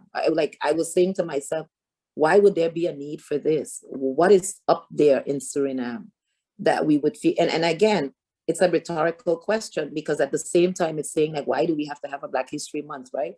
But we know why we have a Black History Month and Black History celebrations. And in St. Martin, we make it a big thing, a big deal. because we know if we don't do that, what happens to the discussion of the contribution of people of African descent in our school system and what that does for our students moving forward. So I want to close my presentation here by thanking you for this opportunity, the organization, the coordinators of this, and my fellow panelists for this opportunity to be here with you today to share this. And I welcome whatever questions that may arise and look forward to a healthy discussion. Thank you, Rhoda. It was really interesting, and I learned a lot about linguistic phonetics and all those kind of difficult words. Ik geef nu het woord over aan Helmoet Geesius. Hij gaat de dialoogronde en de vragenronde stellen. Ik heb gemerkt in de chat waren er geen vragen, maar schroomt u niet om de vragen direct te stellen. Helmoet, aan jou de beurt. Ja, dankjewel Astrid. Ik groet ook de aanwezige mensen. Ik dank mevrouw Arrindell voor haar presentatie. En de heer Koorndijk voor het feit dat hij de spits heeft afgebeten wat dat betreft. Voordat ik de mensen de gelegenheid geef om wat vragen te stellen of in discussie te gaan met de inleiders. Dus heel interessant die vraag van waar is onze droomtheorie? Hè? Dus de vraag waarmee meneer Koorndijk me in elk geval aan het denken heeft gezet. Waar zijn onze onderzoekers voor wat betreft die taal? En dan denk ik van, hij verwijst daarmee naar een onderzoekscultuur. En misschien hebben we binnen die onderzoekscultuur in Suriname ook dat zogenaamde eenouderverschijnsel. Onze onderzoeksvaders en onze onderzoeksmoeders zijn niet in Suriname, zijn buiten Suriname. Ik weet niet waar ze zijn. Maar dan hebben we dan ook daar de situatie van eenouder. En dan wordt dan de vraag gesteld, waar zijn die onderzoekskinderen? Maar die onderzoekskinderen zijn niet opgevoed in onderzoek doen, structureel. Dus dat eenouderverschijnsel lijkt op die manier door te gaan. Dus dat is iets waar we misschien over kunnen nadenken. Ik heb het een beetje plastisch willen brengen. Het volgende ook. Eén ogenblik hoor. Het volgende ook. De Surinaamse taal. Het Surinaams. Het Sranan. Sranan Tongo. Praten we over hetzelfde, meneer Koorndijk. Dat horen we ook. Is er inderdaad niks voor wat betreft onderzoek? Ik weet dat mevrouw de Bies ook in de audience is. Dus ook dat, want via welke bril kijken we om te zien wat er is. Afhankelijk van de bril die je opdoet, kun je zien wat er is of kun je zien wat er niet is. Dus doen we de juiste bril op om te zien wat er werkelijk is gebeurd of niet is gebeurd met betrekking tot de Surinaamse taal. Mevrouw Arrindell heeft een methode meegegeven om zeg maar het Sranan Tongo te gaan gebruiken. En zij gebruikt Tongo niet, ik gebruik dus dat wel. Sranan Tongo wordt ook wel gebruikt, maar we horen straks van meneer Koorndijk hoe hij dat ziet. Surinaamse taal, Sranan Tongo, 9 rengels. Dat is zo goed als eruit. Maar zij heeft ook de vraag meegegeven van, of zij vroeg zich af, waarom is die taal nog geen officiële taal? En verbind die taal, verenig die taal inderdaad alle Surinamers. Ik gooi de vloer open. Ja, mag ik, Lisbeth? Lisbeth, ga je gang. Ja, dankjewel Helmoet, dankjewel Kwasi en dankjewel Rhoda. Ik wilde antwoord geven op de vraag waarom ik denk dus dat er onvoldoende actie wordt ondernomen met betrekking tot deze taal. En dan wil ik graag horen van beide sprekers of ze dus inderdaad denken dat mijn stelling klopt. Ik denk dat het moeilijk is om deze taal te ontwikkelen op dit moment, of laat maar zeggen onderzoek te doen. De taal bestaat vanaf 1651 en het is voornamelijk een taal ontstaan vanuit Engels en Nederlands. En het is inderdaad een integratietaal en niet een oorspronkelijke taal. Ik heb of we nagaan welke groep zich eigenlijk alleen bezighoudt met de ontwikkeling van het Sranan. En ik ben tot de conclusie gekomen dat het alleen de Afrikaanse Surinamers zijn die zich bezighouden met de ontwikkeling van deze taal. Alle andere volkeren in Suriname, in de regio en daarbuiten houden zich bezig met hun eigen oorspronkelijke taal, hun ware geschiedenis, hun cultuur, hun taal, die duizenden jaren oud is. En niet een nieuwe koloniale taal die maar 400 jaar is. Blijkbaar hebben wij Afrikaanse Surinamers nog niet de mogelijkheid gehad of genomen om onze oorspronkelijke taal en cultuur van duizenden jaren weer op te pakken. Tot op de dag van vandaag. Een kleine groep binnenlandbewoners spreken nog wel oorspronkelijke Afrikaanse talen. Maar er is geen enkele organisatie in Suriname of in Nederland die een cursus biedt in Afrikaanse talen. Dus een cursus over die oorspronkelijke talen, die kennis van duizenden jaren oud.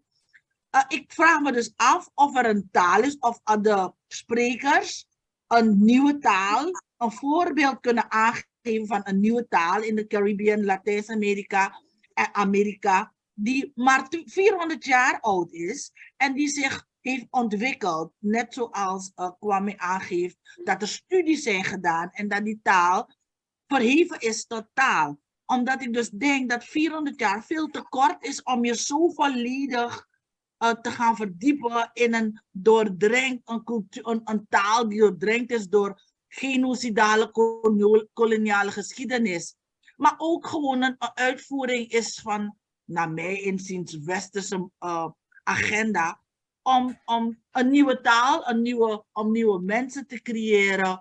Dus ik denk dat we nog veel meer tijd nodig hebben als we Sranan willen ervaren als onze taal. Want naar mijn mening is het onze taal geworden, maar het is onze oorspronkelijke taal kennen we niet eens. Dat wilde ik even delen. Shall I? Yes, please. Oh, that's a lot. Let me start by giving you the last one. There's a very, very, very, very known language in the Caribbean. It's called Papiamento. I speak it. I was born in Curaçao, and Papiamento is the language of the people in Curaçao and Aruba and Bonaire that has the same history as the Sranan. Well, in not the same language contact, but in terms of the period of germination in the region, colonized by the same forces, the Dutch, at least the Dutch, and their interaction is first with Portuguese. Sranan would have been British. At some point you had a French intervention, but so you have the dynamics that are taking place. What seems to be a factor and how the languages evolve, and I don't know, I can't speak to the Sranan, so maybe you, Ms. Perotti, might be able to figure this out. What seems to be a factor, has been a factor in all these different Caribbean languages on the continuum. So I mentioned Sranan, but there are others in the Caribbean. And I mean, I mentioned Papiamento, but there are others in the Caribbean. Has to do with the period in which it happened. So I can point that out for St. Martin, because where sugar plantation is taking place in St. Martin, it's 100 years after it has already taken shape in places like Jamaica and Barbados. So time is a factor, right? The other thing seems to be a factor is the number of Africans to European, the ratio, and for how long is this sustained, so that the opportunity to interact and to exchange and what's happening on the plantation, etc. Those things seem to be a factor. But the third leg, I believe, seems to be, in my view, the biggest factor is what we are all questioning. Why is it not yet official in Suriname? Because in places like St. Lucia, for example, the St. Lucian Creole is official language in St. Lucia. It is different than the Guadeloupe Creole. It's different than the Martinique Creole. It is different than what you see in Dominica.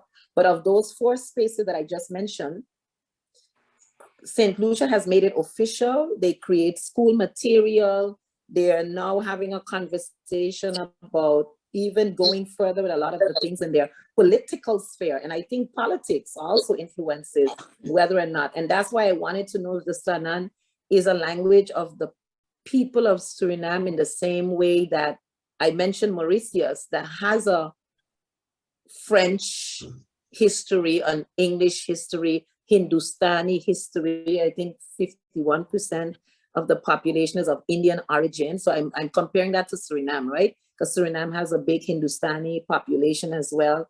They have all of these things. So the combination of factors in the spaces, they vary from space to space.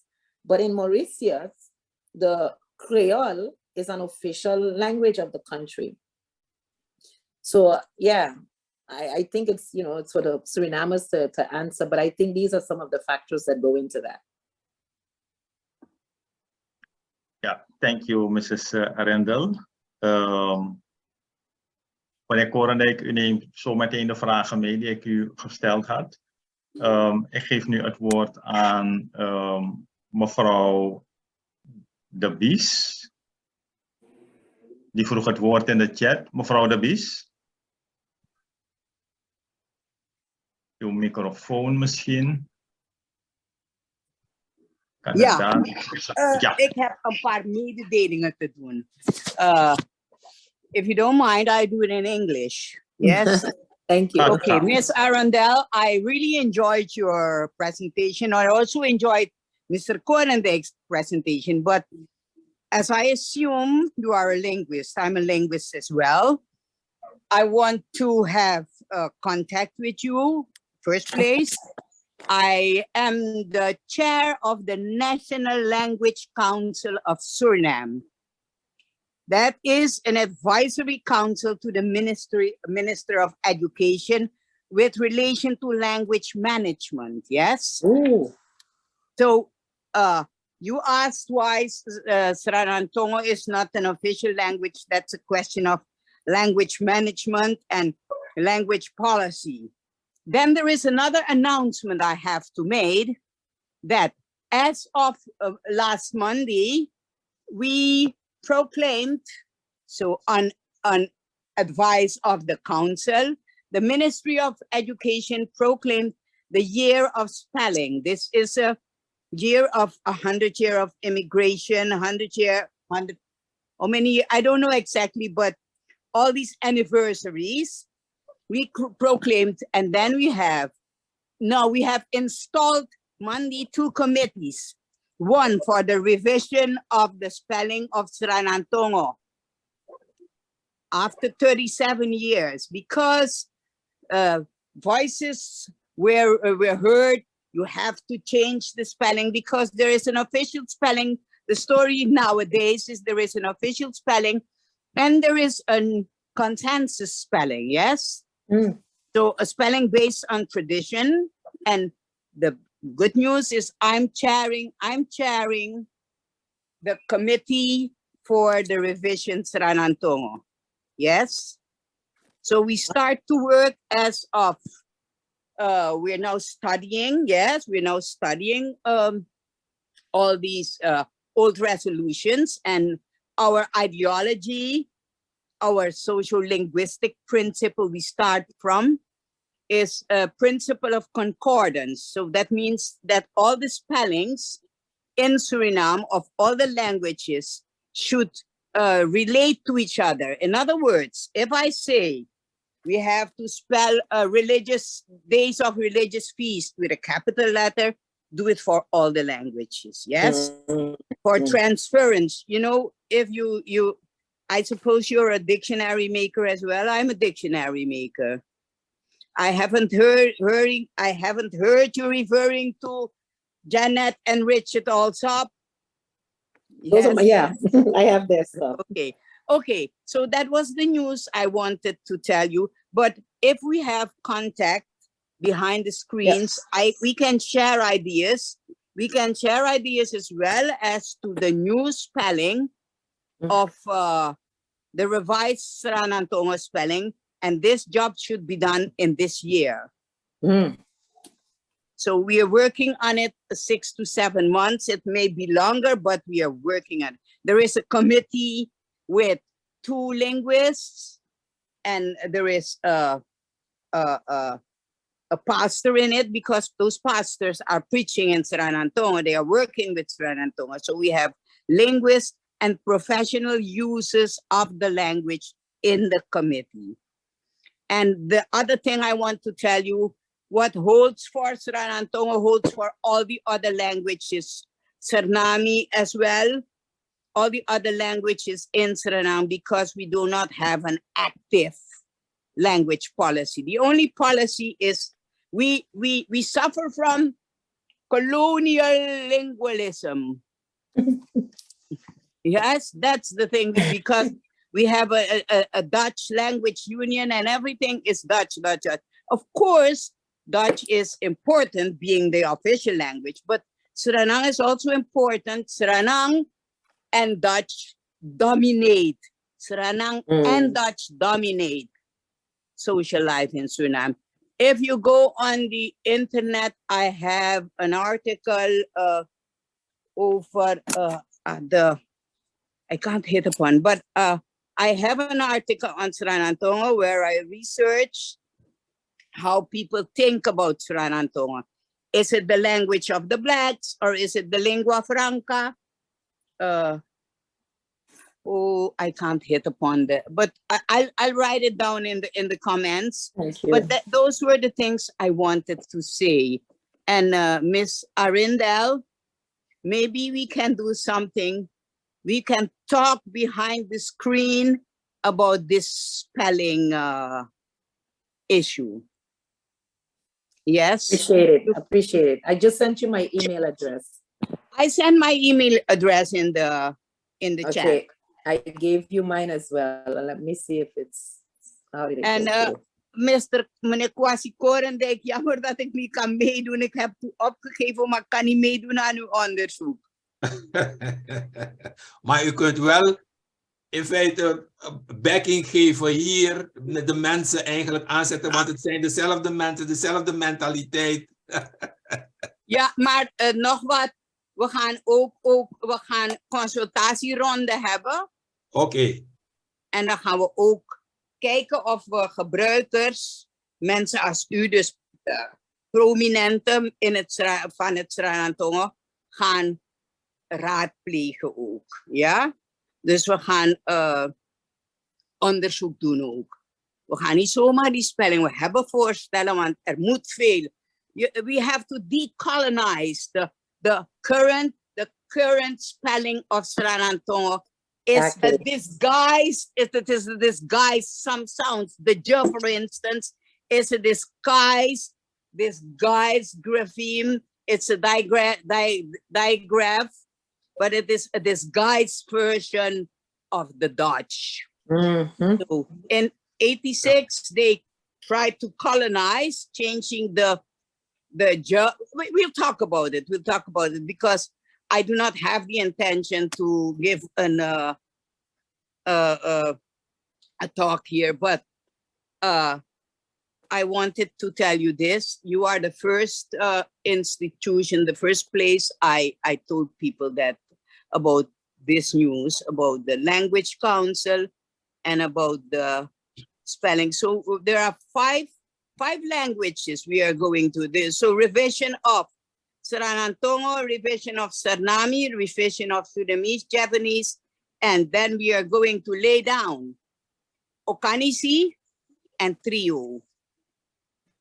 Trio, that's an Amerindian language, because recently schools have opened in these villages where nobody speaks neither Dutch nor Sranan Tongo. So the language of instruction should be Trio. I thank you, meneer Geesius. Mag ik u hartelijk danken? Ja, mevrouw de Bies. Yeah. So mevrouw de Bies, when going behind the screen with Mrs. Arrindell, make sure you come in front of the screen very soon. Make sure what? Make sure what? You come in front of the screen again very soon. Well, listen, we might on doing the job when we are in the course of doing this job. We might have a webinar. Okay, thank you. We might have a webinar. We might have a webinar on the article is onderkenning van de rol van het Sranan Tongo. Okay. Okay, I got it. So it's very important because the first language people learn when they come here is Sranan Tongo. Okay. Yeah, that's with figures. Yeah. So not with figures. I think I had some 300 or 400 informants or more than that. In 2015 it might Mevrouw be. de Bies. Dank u wel. Ik ga daar oversteken. Meneer Koorndijk, dus als ik heb beide sprekers gehoord. Kunnen we Sranan Tongo, Sranan, Surinaamse talen en Surinaams synonimisch gebruiken? Nou, beide. Kijk, zowel Sranan, die vraag is ook hier gesteld hoor. Ja. En waarom spreek je van Sranan en niet van Sranan Tongo? Beide worden in de wet genoemd. Oké. Dus kijk, het ligt uiteindelijk, net als wat sister Rhoda Arrindell zei, dat het doorspekt is van een racistische, het komt eigenlijk uit een racistische omgeving. Dus daar moeten we dus nu kritisch over zijn. Dus, maar dan is er wel een perspectief nodig. En dat perspectief, dat kan bij uitstek door die Afro-Surinamers zelf vertolkt worden. Weet je? En de Surinaamse taal en Surinaams? Ja, dus kijk, men heeft in feite dat Sranan eigenlijk etnisch willen neerzetten. Nee, Sranan was nooit de taal van die Afrikanen in Suriname. Ze hadden hun eigen stamtalen, maar ze hebben dus dat Sranan in contact met zeg maar Europa en later kwamen dus de inheemse groepen erbij. Dus zij hebben gezorgd voor een update. Die Hindustanen, er zijn heel wat Hindustaanse Sranami-elementen ook in het Sranan terechtgekomen. De Javanen hebben dus dat ook voor een update gezorgd. Dus zo hebben al die groepen van het Sranan gemaakt wat het tot vandaag, hoe wij dat kennen tot van vandaag. Kijk, bijvoorbeeld woorden als gare, weet je wel, komt van ger. Snap je? En het zijn ongedwongen dingen. Ik heb bijvoorbeeld een hele zin, snap je, door een Afro-Surinamer horen gebruiken. Ik voed naar Tjal, weet je. En dat Sranan, snap je. Er zijn, weet je, Donni, Chawa, begrijp je. Er zijn ontzettend veel elementen die erin zijn. En het gebeurt gewoon ongedwongen, snap je. Dus het Sranan is van oorspronkelijk, snap je, de taal van die kolonie geweest, altijd. Snap je? Dus dat moeten we koesteren, want anders gaan we met het kindje het badwater weggooien. Begrijp je? Omdat je dan na die slavernij, want al die Afrikaanse talen zijn over de kop gegaan. Ze mochten niet meer geleerd worden, want het was een bedreiging, snap je, voor die kolonisator. Maar nu je dus dit, we hebben in feite liedjes,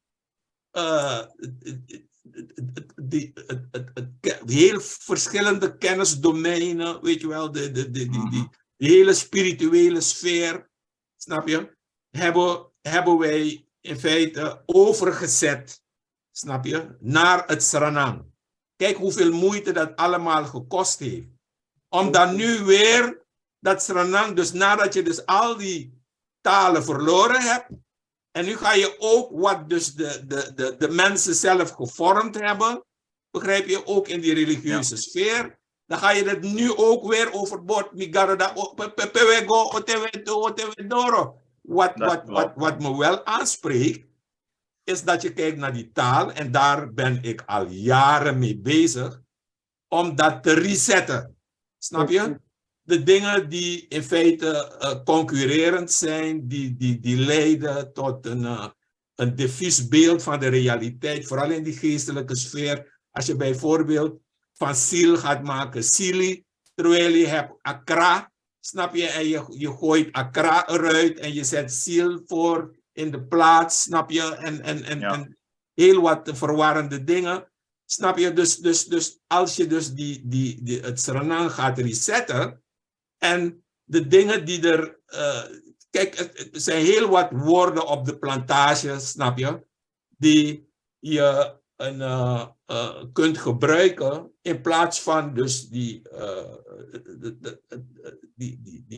woorden die we dus klakkeloos ontlenen aan, zeg maar, andere talen en zo. Dus die woorden, die zijn er wel, snap je? Maar door de dominantie van een bepaalde variant, taalvariant in het Sranan, snap je, en ook een cultuur, gebeurt het dat in feite uiteindelijk die taal terrein verliest op verschillende terreinen. Begrijp je? Ja. Dat je dus taalverschuiving in de breedte, snap je, krijgt. Begrijp je? Dus dingen die in feite onnodig zijn. Dus misschien moeten we dus in termen gaan denken van engineering.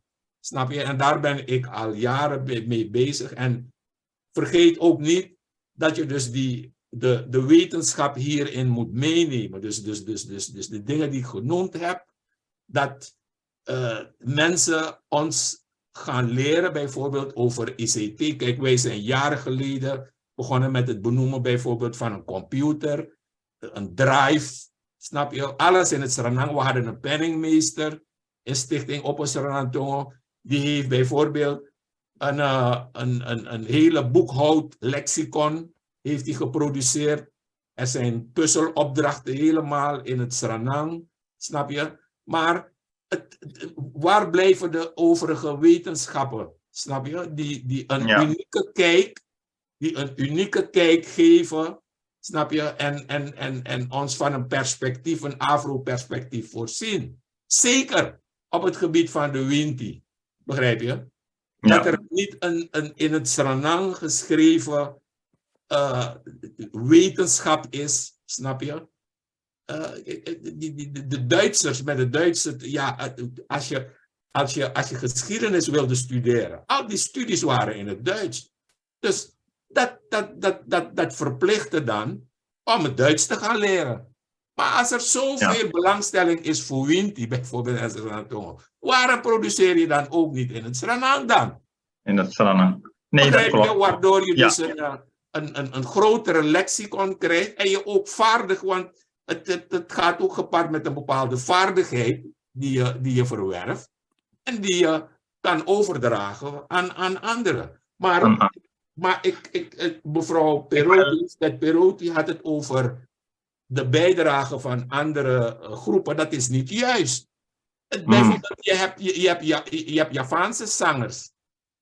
Ik kan niet op zijn naam vallen, maar je hebt Javaanse zangers die eigenlijk het eigen Javaanse accent verleerd zijn. Omdat ze alleen maar Sranan liedjes produceerden en met Sranan liedjes groot geworden zijn. Snap je? Ja. Maar ook, ik zie ook in het publieke domein zie ik verschuivingen dat heel veel Hindoestanen, snap je, overstappen op het Sranan, ook in het parlement. Snap je? Dus dat beeld klopt niet. En ik zie ook bijvoorbeeld in het digitale domein, dat je dus ook een Hindoestanen hebt die zich bemoeien met die taal zelf, maar ook met het slavernijverleden. Snap je? Dus kijk bijvoorbeeld Deo Baburam, je hebt Chantuni, snap je? Je hebt Magdumbaks, je hebt een aantal, dus dat beeld klopt niet. Begrijp je? Meneer Koorndijk? Ja. Ik moet naar de afronding zie ik van de moderator. Misschien is er iemand met één brandende vraag nog. Dan heeft die persoon de gelegenheid. Als niet, dan ga ik het woord overdragen aan mevrouw Runs, aan Astrid. Was er nog echt een dringende nabrander? Niet? Goed. Astrid, dan geef ik je het woord terug. Hartelijk dank, Helmut. Thank you very much, Rhoda, en also Kwasi. Het heeft een levendige dialoog tot stand gebracht en ook een waardevolle bijdrage wat betreft de mededelingen van mevrouw Renate de Bies, de ontwikkelingen in Suriname zelf op overheidsniveau. Ik denk dat dat heel bemoedigend is om dat aan te horen. En dat we als participanten, als burgers dus ook ernaar uitkijken om daarin ook actief te participeren. Daardoor kunnen we dus ook meer vraag krijgen op wat met Kwasi naar voren heeft gehaald, maar ook Rhoda, van hoe zorgen we toch wel ervoor dat de taal zich blijft ontwikkelen op wetenschappelijk niveau. En niet alleen maar als een spreektaal, maar ook als een taal die via literatuur, via kunst, dus zich ook verder blijft ontwikkelen. En waarbij met name ook onze kinderen en onze jongeren de taal actief beheersen. Dus dank u daarvoor. En dan kom ik direct op het volgende wat we de komende webinar willen aanbieden. Geesjes, ik was heel erg blij met je opmerking over de eenoudige wetenschappelijke traditie. Want wanneer geven wij ook de gelegenheid aan onze jonge Afro-wetenschappers dat ze hun onderzoeken belichten, of kunstenaars. En daar willen we de komende maanden aandacht aan besteden. Dat we dus met name jonge Afro-wetenschappers, kunstenaars zullen uitnodigen om hun verhaal en hun ervaringen en onderzoeksbevindingen met ons te delen. Dus log u ook in. Ik heb al 1 ja gekregen. Ik moet nog van een tweede young professional nog een ja krijgen. Maar houdt u ons in de gaten. We nodigen u wederom dan uit. Eerste zondag van de maand. Zelfde tijdstip en ook via de Zoom-omgeving. Dan rest mij het volgende over. Ik geef nog het laatste woord aan Kwasi en Rhoda. 30 seconden om een boodschap mee te geven aan de participanten. En dan groeten we. Okay, I'm going to go quickly. Of Rhoda. Now I'm just going to go quickly again. Thank you the organizers. But Ms. Renate gives me hope that, you know, there's stuff happening at the level of government, and she was right. Management and policy, something that we're finally thinking about here in St. Martin in terms of a policy, but it's just, it's encouraging to see that it's happening with Sranan, and I wish everyone all the best. And I'll be looking forward to every so often joining some of your webinars as well. Thank you. Thank you very much. Kwasi? Ja, dus de mensen die het betreft, weet je wel, Afro-Surinamers van het binnenland, van het platteland, de plantage en van de stad, hier woonachtig in Nederland, dat ze dus kunnen gaan naar de site www.sranankwasi.com of ze kunnen googlen gewoon op mijn naam, Kwasi Koorndijk, en dan komen ze automatisch bij de site. Of ze kunnen een ingang kiezen, cursus Sranan, dan komen ze automatisch ook bij de site. And thank you so much for your presentation, dear colleague. Thank you.